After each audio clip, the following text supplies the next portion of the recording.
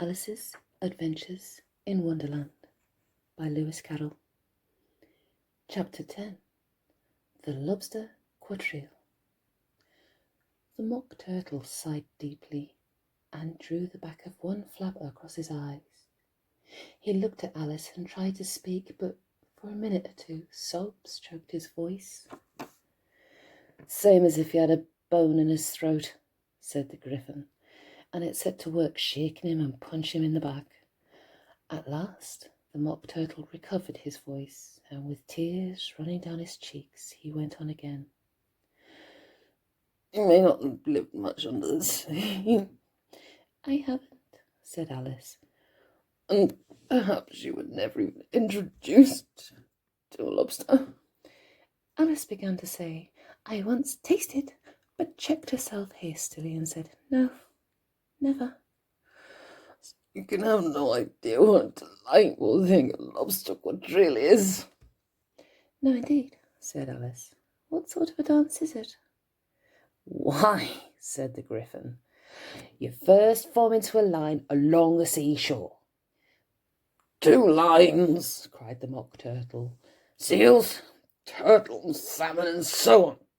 Then when you've cleared all the jellyfish out of the way, that generally takes some time," interrupted the Griffin.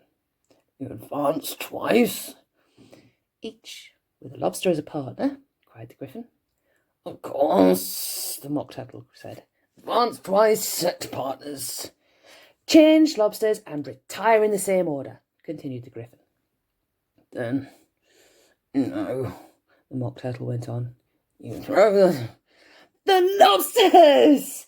shouted the Griffin with a bound into the air. "As far into the sea as you can." "Swim after them!" screamed the Griffin. "Turn a somersault in the sea," cried the Mock Turtle, capering wildly about. "Change lobsters again!" yelled the Griffin at the top of his voice.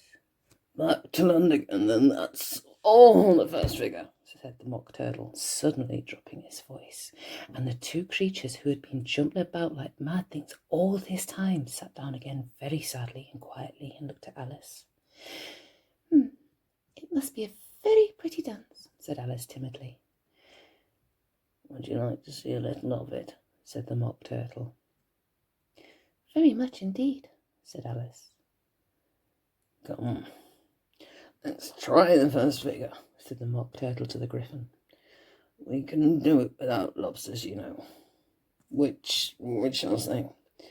"Oh, you sing," said the Griffin. "I've forgotten the words." So they began solemnly dancing round and round Alice, every now and then treading on her toes when they passed too close, and waving their forepaws to mark the time. When the Mock Turtle sang this very slowly and sadly, "Will you walk a little faster instead of waiting to snail? There's a porpoise close behind us, and he's treading on my tail. See how eagerly the lobsters and the turtles all advance. They're waiting on the shingle. Will you come and join the dance? Will you, won't you? Will you, won't you? Will you join the dance? Will you, won't you? Will you, won't you? Won't you join the dance?" You can really have no notion how delightful it'll be when they take us up and throw us with the lobsters out to sea. But the snail replied, too far, and gave a long askance. Said he thanked the whiting kindly, but would he not join the dance? Would not, could not, would not, could not, would not join the dance. Would not, could not, would not, could not, could not join the dance. What matters it how far we go? His scaly friend replied. There is another shore, you know, upon the other side. The further off from England, the nearer is to France. Then turn not pale, beloved snail, but come and join the dance. Will you, won't you, will you, won't you, will you join the dance? Will you, won't you, will you, won't you, won't you join the dance? Thank you. It's a very interesting dance to watch, said Alice, feeling very glad it was over at last. And I do so like that curious song about the whiting. Oh, as to the whiting, said the Mock Turtle. You've seen them, of course.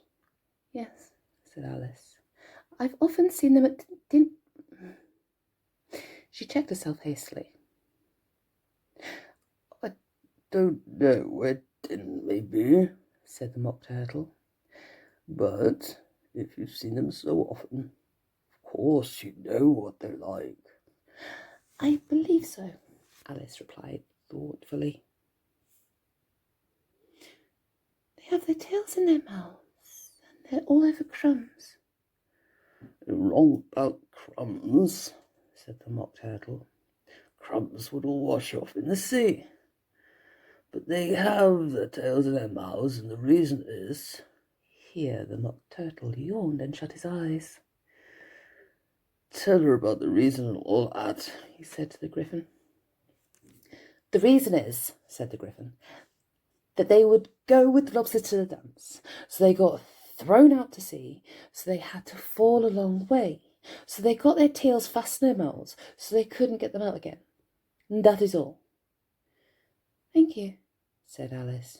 It's very interesting. I never knew so much about whiting before. I can tell you more than that if you like, said the Gryphon. Do you know why it's called a whiting? I never thought about it, said Alice. Why? It does the boots and shoes, the Gryphon replied very solemnly. Alice was thoroughly puzzled. Does the boots and shoes? She repeated in a wondering tone. Why, what are your shoes done with?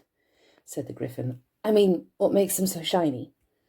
Alice looked down at them and considered a little before she gave her answer. They're done with blacking, I believe. Boots and shoes under the sea, the Gryphon went on in a deep voice, are done with whiting. Now you know. And what are they made of?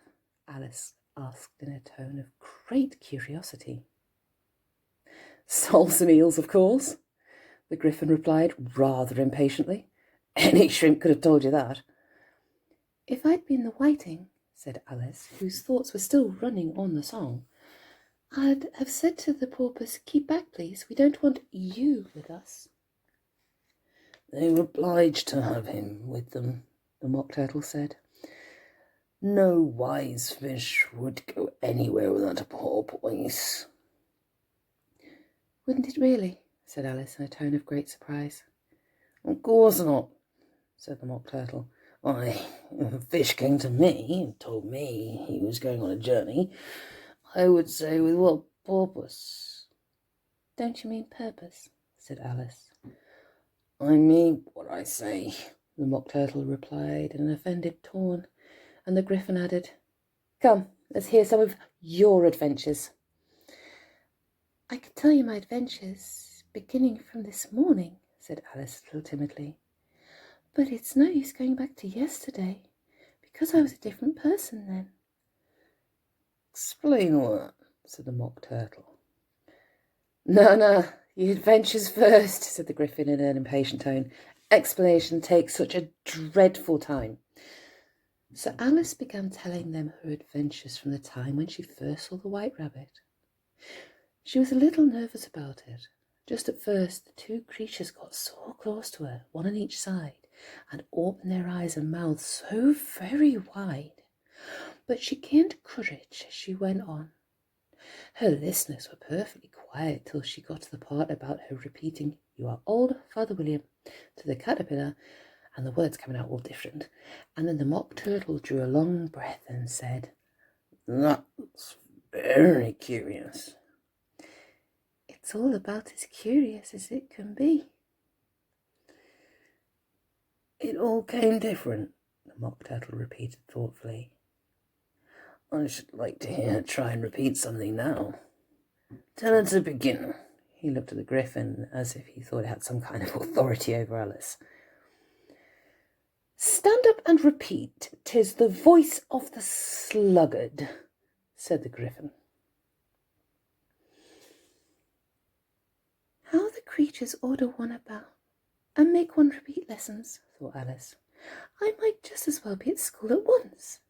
However, she got up and began to repeat it, but her head was so full of the lobster quadrille that she hardly knew what she was saying, and the words came out very queer indeed.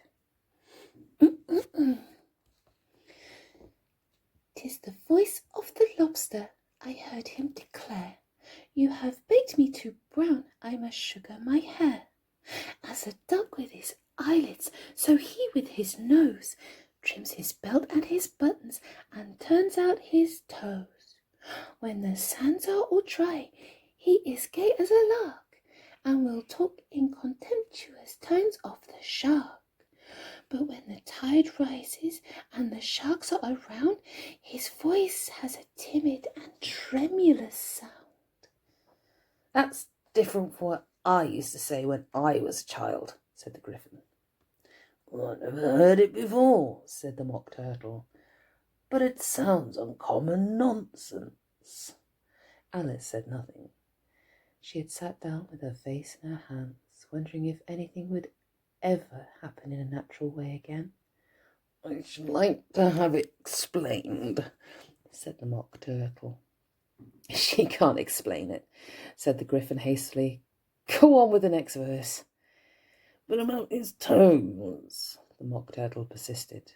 "How could he turn them out with his nose, you know?"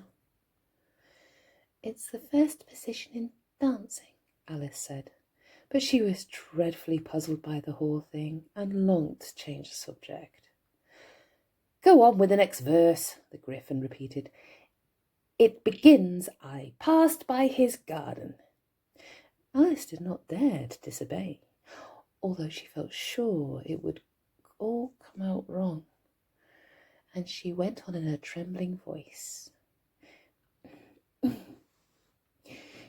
I passed by his garden and marked with one eye how the owl and the panther were sharing a pie. The panther took pie crust and gravy and meat, while the owl had the dish as its share of the treat. When the pie was all finished, the owl, as a boon, was kindly permitted to pocket the spoon, while the panther received knife and fork with a growl, and concluded the banquet by— "What is the use of repeating all that stuff?" the mock turtle interrupted, "if you don't explain it as you go on.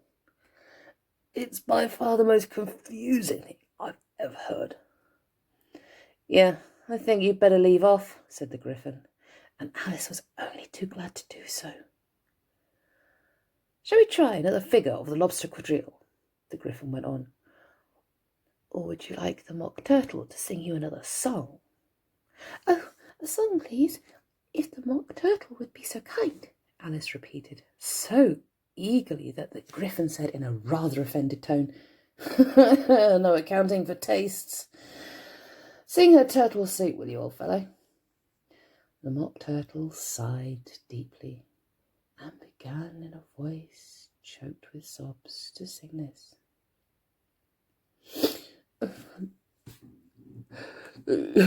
"Beautiful soup, so rich and green, waiting in hot to ring.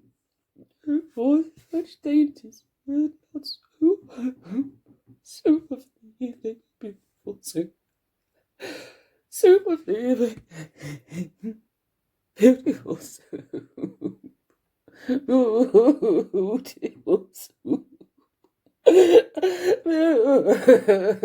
Beautiful soup. So beautiful soup.